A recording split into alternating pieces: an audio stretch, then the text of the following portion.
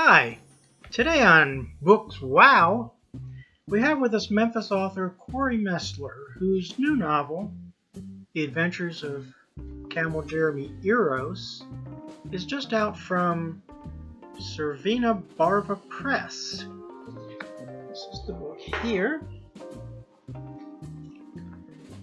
Got a great blurb on the back from best-selling author Hampton Sides. Rascally on the page, subversive in spirit and style, Corey Mesler just may be Memphis's answer to Ken Kesey. Here's a rip-snorting, picaresque tale of the bluff city from the 50s into the 60s that will make most Memphians smile and make non-Memphians wonder what the hell they're missing. Welcome, Corey. Thank you. I'm glad to be here. Thank you for the invitation. Okay, so how are you holding up during this worldwide crisis? About as well as any neurotic, agoraphobic, solipsistic writer. Meaning not that well. Meaning I'm about as sane as that sap in the telltale heart. Let's get to the book. Of course. The title.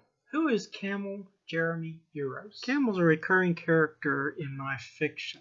Most notably, he has a memorable part in my most successful novel, Memphis Movie. In fact, he's been in numerous books, isn't that right? Yeah, he's the bright red yarn that connects most of my fiction. After I'm dead, somebody will come along and some smart person put it all together and see that my over is the Memphis remembrance of things past. Seriously, no. Camel's just important to me. Okay. And his Slap Happy name? I don't know if I like Slap Happy, but it might be a name only its author can love. It's his name because it's his name. It is what it is. Please. Okay, you say you've written about him before. Is this the longest detour into his life? Well, it isn't a detour. It's more like a highway straight into Camel's heart, his lives and his loves. It's the full Monty. Denuding him, then. It purports to be his biography. And why should Camel rate a biography? Camel's an accomplished poet, a 60s rabble-rouser, frontline hero. He's a lover and a gentleman, and he's part of Memphis's eccentric history. An imagined part of that history. By saying that, you're saying he doesn't exist. I hesitate to concur. But he's your character, though. Camel's a character, all right. There's a little camel in, you're going to say all of us. I was going to say in me.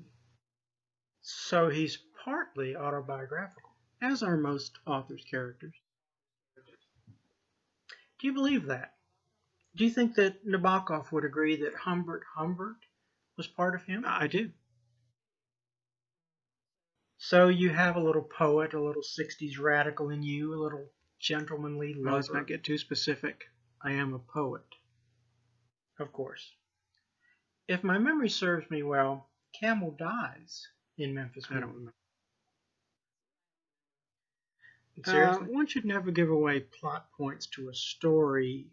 I still get annoyed when someone spills publicly what Rosebud in Citizen Kane is. All over the world at any moment there are film fans who haven't seen the movie and it's then ruined for them. Okay. Is there anything you'd like to reveal about the new book? Only that it's the circle of life. Camel's, mine, the reader's. The circle of life. I don't know. I'm embarrassed to say that phrase just was suddenly there. So it probably doesn't apply. Probably not. Okay, about this book. Would you say it breaks new ground? Are you doing anything differently? Well, because of the vagaries of small press publishing, I wrote this one actually before my most recently published novel, Camel's Bastard Son. So I think my style back then, which was a few years ago, is a little more ornate, a little more fancified. more pretentious. Dear critic, I cannot think of you other than what you are, the assassin of my orchards. I didn't mean to assassinate. Tell me this. Is there a lot of sex in this one? Yeah, that's the standard knock on me. I get it. I own it. I've defended myself elsewhere and explained that sex to me is a positive force. It's the life force. It points toward life. It points toward the Godhead. I'll not lay out the whole defense again. Is there a lot of sex in this one?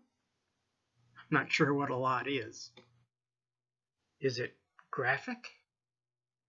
Since graphic means vivid and evoking a clear portrait, I hope that's what I've accomplished. Okay, let's change tack.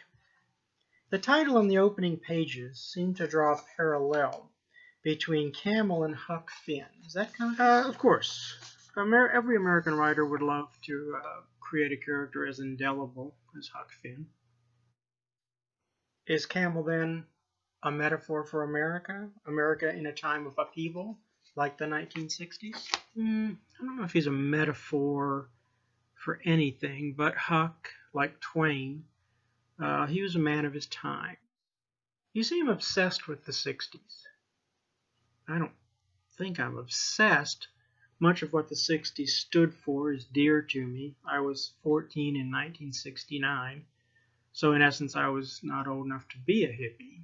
I guess in my novels I'm fancying myself a hippie.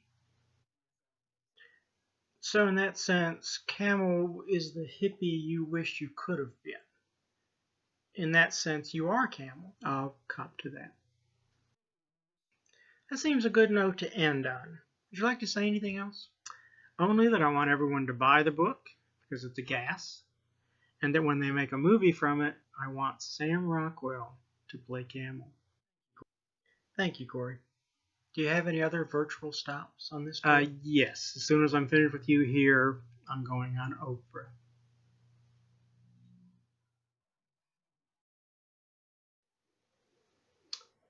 All right. Next week on Books Wow, we have Janet Hopapopoulos, whose new memoir is just out. I Was Bigfoot's Girlfriend. That's all for now. Until next week, may all your sins be scarlet, but your books be red.